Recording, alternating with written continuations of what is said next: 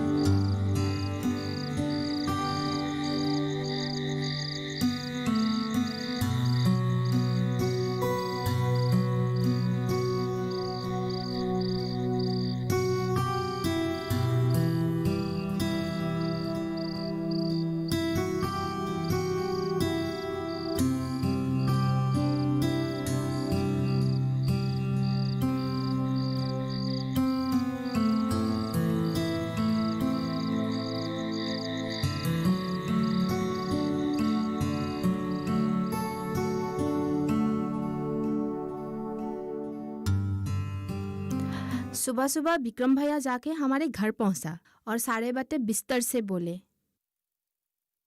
तुम्हें चिंता करने की कोई जरूरत नहीं, विक्रम भैया बहुत अच्छा लड़का है। पिछले 7 सालों से वो हमारे घर में किराए में रह रहा है और मेरी मम्मी पापा भी उसको अपने बेटे की तरह ही मानते हैं। किसी को तंग न करते हुए अपने हिसाब से अच्छी तरह से काम करने वाले लड़का है वो। जानती हूँ। तुम जानते हो? जानती हूँ। दरअसल बात क्या है जानती हो माया, हम महिलाएं पुरुषों की आंखों की भाषा समझ लेते हैं। उसकी नजरें क्या समझाना चाहते हैं हमें वो मालूम पड़ जाता है। कल जब मैं विक्रम से मिली तो मैं उसके साथ इसीलिए नहीं चली आई कि मेरे रहने का कोई ठिकाना नहीं है, बल्कि इसीलिए चली आई उसकी आंखों में और बातों में मुझे वो भरोसा दिखाई दिया। ठीक कहा। तजुर्बा लोगों को अपनी पाठ पढ़ाती है माया। इस छोटी सी उम्र में मुझे जिंदगी से इतनी तजुर्बा मिला है, वो शायद ही किसी और को मिली होगी। सही कही तुमने। रूपाली, तुम्हारे घर में कौन कौन है? फिलहाल तो कोई नहीं है। कोई नहीं है? वाह माया, तू मतलब आके ही पत्थर पत्थर करना शुरू कर दी? हाँ क्या भैया, आप भी ना? आपने ही तो भेजा था ना अपने मेहमान के साथ बात करने के लिए। हाँ, बोला था मेहमान के साथ बात करने को, मेहमान को परेशान करने को नहीं। क्या विक्रम भैया? नहीं नहीं, माया ने मुझे कुछ भी परेशान नहीं किया है। अच्छा, वाह माया, आके ही मतलब पूरा पता ली। ठीक है, मैं नहा के आता हूँ, नहीं तो ऑफिस जाने में देर हो जाएगी। हाँ, यहाँ कुछ सामान है, घर में तो आज चाची नहीं है। हाँ। तो दोनों मिलके यही बना लेना, ठीक है?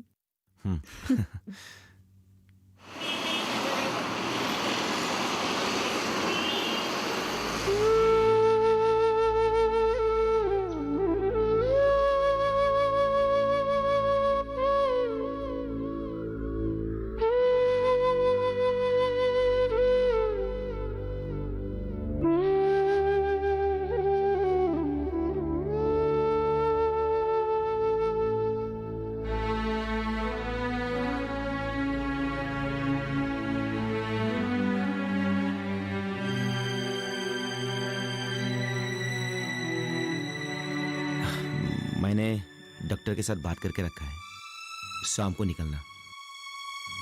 एक बार अच्छी तरह दिखा लेना ही पड़ेगा। लेकिन वेकिन कुछ नहीं, बीमार हुआ है तो इसका इलाज करना ही पड़ेगा। करना पड़ेगा, ठीक है, पर डॉक्टर क्या आप मुफ्त में इलाज करेंगे? मुफ्त में नहीं किया तो कोई नहीं, मैं तो जिंदा हूं ना। तुम्हारे भैया और भाभी ने तो दायित्व नहीं निभाया, किसी को तो निभाना पड़ेगा। मेरे आंखों के सामने ही किसी को मरते हुए नहीं देख सकता।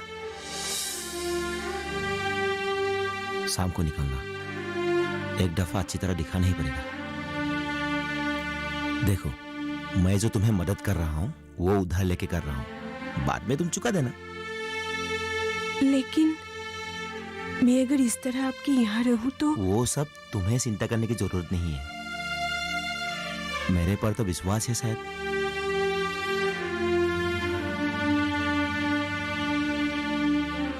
नहीं भी है तो कोई बात नहीं है। मैंने जब एक काम करने की ठान ली है तो उसे करके ही दम लूंगा।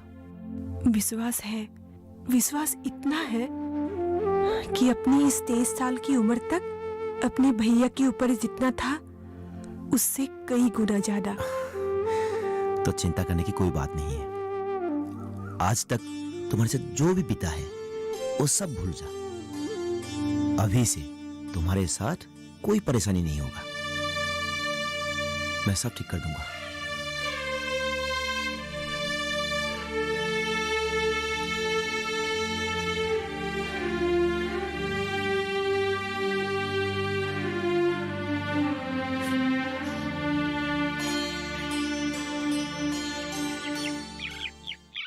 उधार देने में मेरा कोई प्रॉब्लम नहीं है, लेकिन तू एक अनजान लड़की के लिए इतना सब कुछ कर रहा है, इससे तेरा लाभ क्या होगा? देख टपन, लाभ क्या होगा क्या नहीं वो मैं नहीं सोचता। मुनाफा या घाटा देख के मैं उसे मदद करने नहीं निकला हूं। मेरा अपनी दीदी को मैं बचा नहीं सका क्योंकि हम लोग उसकी इलाज नहीं कर पाए। मुझे अभी भी याद है, सिर्फ 5,000 रुपए के लिए कितना दरवाजा खटखटाना पड़ा था, लेकिन नाकाम रहे। तब मैं छोटा था और दीदी के गुजर जाने के कुछ महीने बाद ही गम के मारे पिताजी भी चल बचे। तब मैंने तय किया था, जब बड़ा हो जाऊंगा मैं किसी को इलाज के बगैर मरने नहीं दूंगा, वो मेरा अपना हो या पराया। समझा, लेकिन आज के जमाने में तुझ जैसा इंसान मिलना बहुत मुश्किल है यार।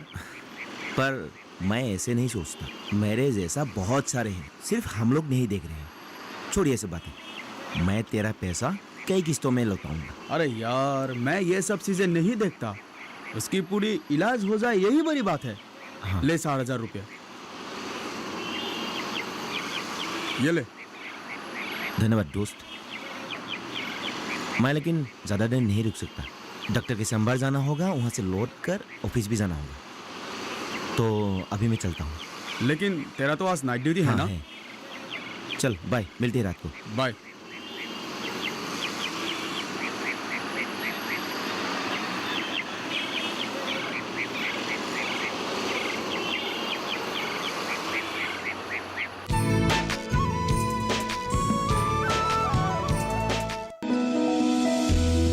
जानकारी जो किसानों के लिए हो लाभकारी, समस्याओं पर पड़ेगा समाधान भारी, कृषि की हर बात का ख्याल, कब कैसे की जाए बेहतर देखभाल, जानिए विशेषज्ञों के साथ, देखिए खेत खलिहान, सोमवार से शुक्रवार सुबह 7 बजे डीडी किसान पर।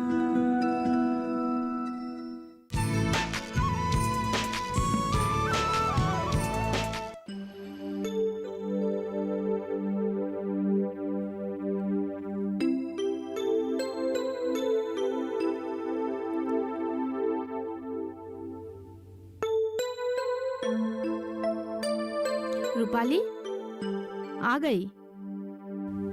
और विक्रम भैया? वो डॉक्टर के चैम्बर से ही सीधे ऑफिस चले गए। अच्छा, डॉक्टर को मिली? हम्म, क्या बोला डॉक्टर ने?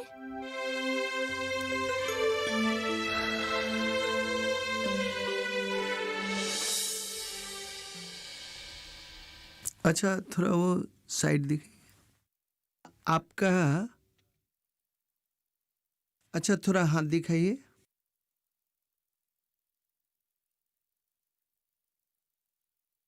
ठीक है।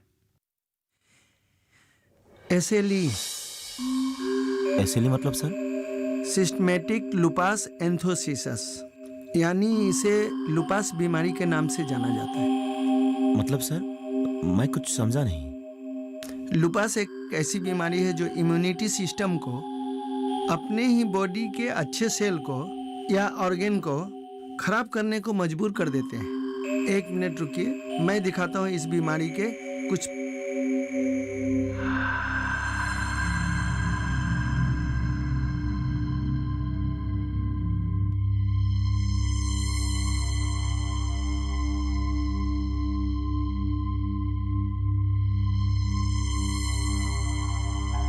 जैसे ये आप देखिए, ये एक ऐसी बीमारी है जो शरीर के छोटे से हिस्से से प्रारंभ होकर के शरीर के सारे हिस्से में ये फैलना शुरू हो जाता है और ये दिखाई देना शुरू हो जाता है। ज्यादातर ये बीमारी पुरुषों की अपेक्षा महिलाओं में ज्यादातर दिखाई देती है। मतलब महिलाएं पुरुषों के हिसाब से 3 गुना ज्यादा पाए जाते हैं। अनुपात है 4.1। इससे लंग्स, हार्ट, किडनियों को भी धीरे धीरे खत्म करने लगती है। ये बाहर से उतना दिखाई नहीं देते हैं, मगर अंदर के ऑर्गन को खत्म कर देते हैं। सर, इस बीमारी का इलाज तो है ना? अगर शुरुआत में ही मरीज हम लोग के पास आते हैं तो उन्हें अच्छी तरह हम ठीक कर सकते हैं। लेकिन ये बीमारी ज़्यादा अगर बढ़ जाए और तब हमारे पास आएंगे तो बहुत मुश्किल होता है और मरीज के बचने का चांस भी बहुत कम होता है। सर, मैं आपके साथ अकेले में कुछ बातें करना चाहती हूँ। हाँ, क्यों नहीं। आप 5 मिनट के लिए बाहर जाइए प्लीज। Ji sir.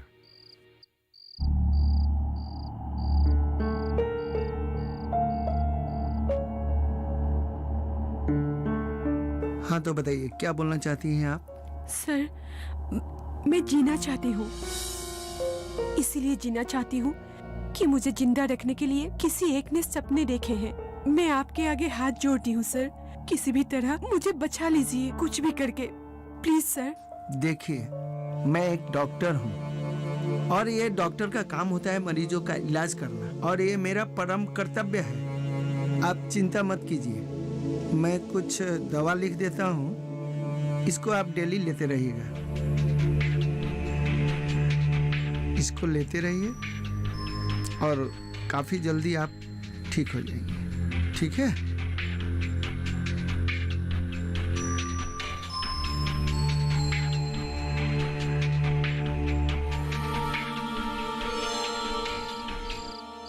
ठीक है। अच्छा, बाय द वे, आपके इलाके में कोई योगा केंद्र है क्या?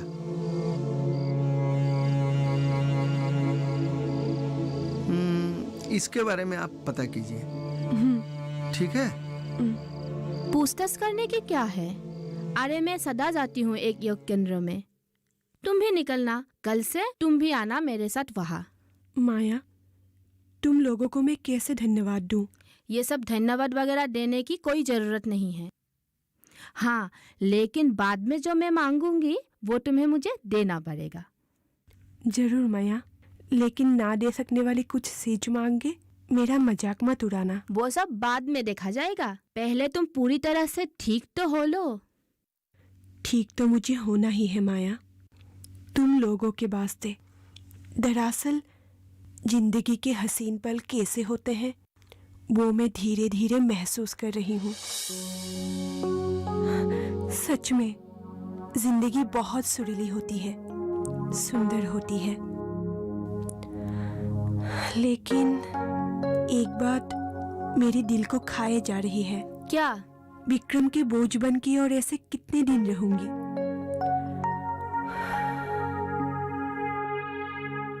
कुछ कर सकती तो बहुत अच्छा होता। देखो रूपाली, तुम इतनी कमजोर हो, इस हालत में तुम क्या कर लोगी? वही तो।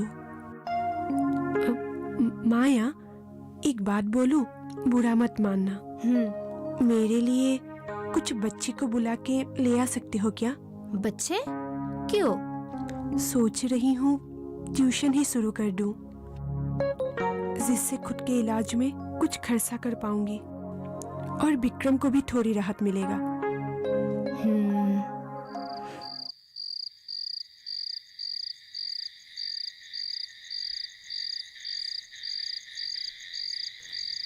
देख दोस्त, मेरा इस नौकरी से नहीं चलने वाला।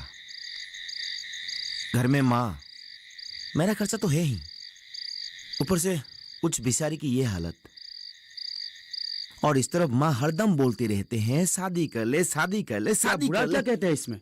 नहीं मतलब माँ बुरा क्या कहते हैं इसमें? देख भाई, तेरा अभी उम्र हो रहा है, अगर अभी शादी नहीं करेगा तो कब करेगा मेरा भाई? जिंदगी में शादी के अलावा बहुत सारे काम होते हैं। मेरा इस जिंदगी को लेकर मैं खुश नहीं हूं। तो पहले तू ये डिसाइड कर ले कि तू जिंदगी में करना क्या चाहता है। क्या करना चाहता हूं मुझे ये नहीं मालूम, लेकिन जन्म लिया, खाया पिया और मर गया, मेरे जिंदगी में मैं ये नहीं चाहता। तो कुछ नया हो, जैसे जैसे समाज में मेरा एक जगह हो, इंसान बोल के मेरा एक पहचान हो।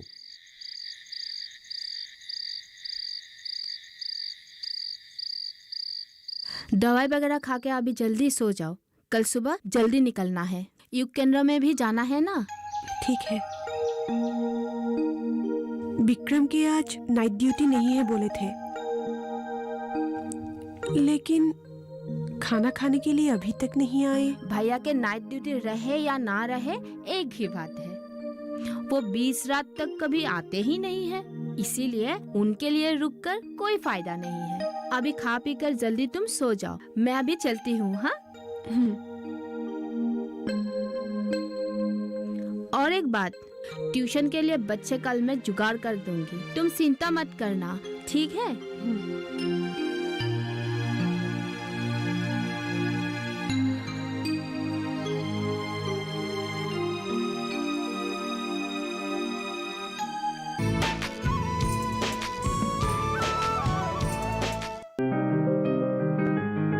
बीमारियों से कैसे बचेगी फसल? मवेशियों की मुश्किलों का क्या है हल? कहां से लाएं बीज, कितनी लगेगी खाद? किसानों के हर फोन का विशेषज्ञ देंगे जवाब। देखिए हेलो किसान लाइव, सोमवार से शुक्रवार शाम 6 बजे।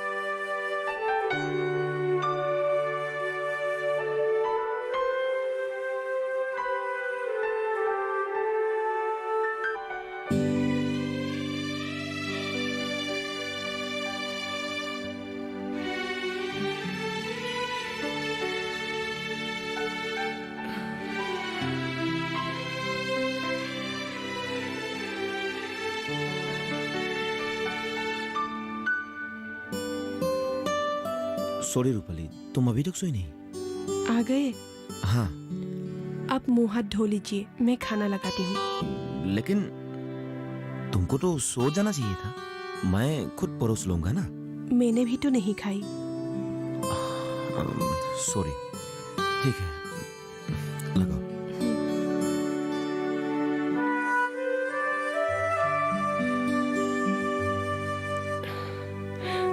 हाँ, और एक बात, अपना कमरा रहने के बावजूद रोज दूसरे के घर में जाके सोने की कोई जरूरत नहीं है। आप यहाँ ही सो जाइए। मैं नीचे बिस्तर लगा लूंगी और मुझे कोई दिक्कत नहीं होगी।